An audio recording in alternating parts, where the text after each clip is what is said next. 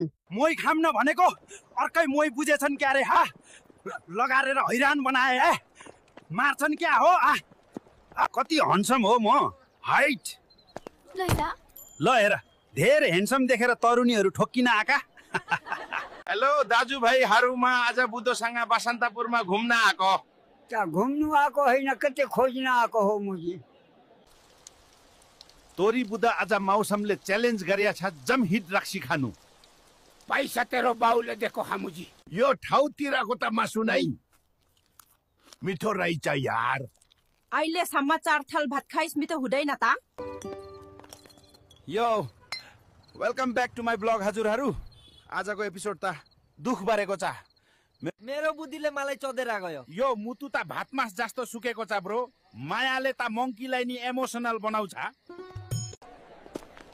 यसपालिको चुनावमा त हाम्रोलाई हैन राम्रोलाई भोट दिम है साथी हो देश लुतेर खाइसके बुबा एक कप चिया पाइन्छ त हे भगवान सेतो मान्छे बात मिठो भुटेको मेसेज गर्खौ भने गरमाया नात्रमा त सुतेको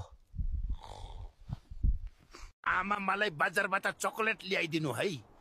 जात खानी मुजीलाई ल्याउदिनमा चकलेट आमाहरू मोमो मिठो छ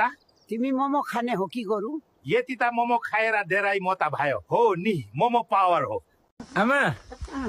यहाँ गुन्द्रुक र भात खान पाइन्छ होला आबुई सेतो मान्छे नेपालको सबैभन्दा राम्री केटी चाहिँ बाहुनी अनि छेत्रिनी नै रहेछन् भाइ तपाईको छेत्रिनी र बाहुनीलाई मेन्सन गर्नु होला यति हो मा हिमालको किङ तेरो गुन्द्रुक जस्तो मैले गर्ने स्टिङ चिसो चिसो स्नो तार घाम जस्तो कति बाहुन मगर भनेको गुरुङनी र ठकुरी नि कम छैन है मिस नेपाल हुने जात हो है आज पानी परेर भिजे हो साथीहरू म त छाता छैन छाता हुने नानीसँग नाता छैन चिया लिनुहोस् चिया भन्दा त तिमी नै हट पो रहेछौ जो राति सुत्ने बेला बत्ती निभाउन बिर्सेछु अब त छिमेक भरि हल्ला छ फलानाको छोरो त रातभरि पढ्छ भनेर लाले छोड्यो ग्यास घान आयो यात्रा होइन यो त यातना हो संविधान बनेपछि देशले कोल्टे फेर्छ भन्थे हाम्रो देश नेपाल त उता नै पर्यो त गाँठे हेलो कछा गाइस म चाहिँ आज फिसिङ गर्दैछु र मख पोलेर खडाइ छौ एकदम मिठो रहेछ हामी त महिनाको 3-4 लाख कमाउँछौ दादा जा तारुनी भनेको तारुनी हुन्छ देख्ने बित्तिकै के गरुनी हुन्छ चुवाक छ भनेर पछि नलग केटा हो तारुनीको 2-4 वटा केटा अरुनी हुन्छ मलाई रिग्रेट हुँदैछ होला नि हैन खुब छोडेको थिइस् नि मलाई यतिको लागि भनेर आज हेर म कति फेमस छु यति दाइ तपाई नेपाल किन आउनु भएको नेपालको नेता धेरै चोर भयो कुत्ता भनेर आको को नेपालीको एक्जाममा राष्ट्रिय गान लेखेर आइयो उठी उठी कापी चेक गर्दै होला बुढो आमा तपाईलाई म कस्तो लाग्छ कालो ढेडु जस्तो आज त खसीको मासु खानु पर्ला जस्तो छ केटाहरू मौसमले च्यालेन्ज गरिरहेको छ हेलो दाजुभाइहरूमा आज यता थामेलमा आएको मसाज गर्नुकोमा बुढी चाहिँ मसाज गर्नु एक्लो यस्तो गर्ने क्या 1.5 करोडको लगानी गर्ने 1 करोड तिमीले गर 25 लाख उहाँले 30 लाख उहाँले गर्नुहुन्छ 20 लाख मैले गर्छु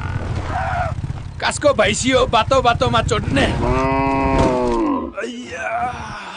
अरे कुकुरको मुत खाएर आइस हैन कुकुरको मुत होइन रक्सी खाएर आएको हैन कुकुरकै मुत खाएर आको हो तैले यदि कुकुरले रक्सी मुत्ने भए म घरको भैँसी बेचेर कुकुर नै किन्थे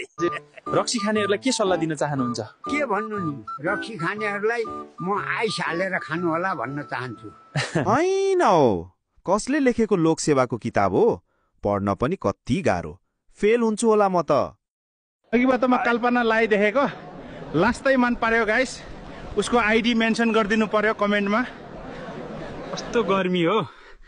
धेरै नै हट भाङ होला म हो बाबु तिमी कालो भकाले नि हट भएको हो नेपाललाई 5 वर्षमा स्विजरल्यान्ड बनाएन भने मलाई हिमलतिरै फर्काइदिए हुन्छ बरु म हिमलमा दुध बेच्दै बस्छु मसँग डर लाग्छ त मुर्दासँग के डराउनु भइलक त एकदमै बिग्रियो यार। यति दाई, अब तपाईँ पनि चुनावमा उठ्ने हो। अब म घन्टीबाट उठ्छु अनि जितेर देश बनाउँछु। कि बाटोमा विनितालाई देखेको म त मन थम्नै सकिन। लास्ट टाइम मन पर्यो गाइस, उसको आइडी मेन्सन गरिदिनु पर्यो कमेन्टमा। यस्तो गर्मीमा मस्की टस्सिन आउने होइन है मसँग। फेरि तोरीको फुल देख्ल्याउ नि तिली नाम त भन्दिन तर खुब ह्यान्डसम जस्तो। इग्नोर गरिस् त काले। त्यो एसी र फ्रिजले काम गरुन्जेल म फर्किन्न। अब मेरो हिमालमा चिल गर्ने पालो।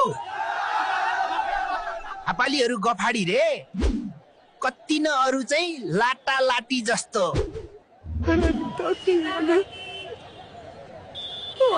अनिताले मलाई धोका दिएर गई यार। दाई कति मिठो पानीपुरी के हो यसको राज। चाकको टायर बनाएको हो। संविधान बनेपछि देशले कोल्टे फेर्छ भन्थे,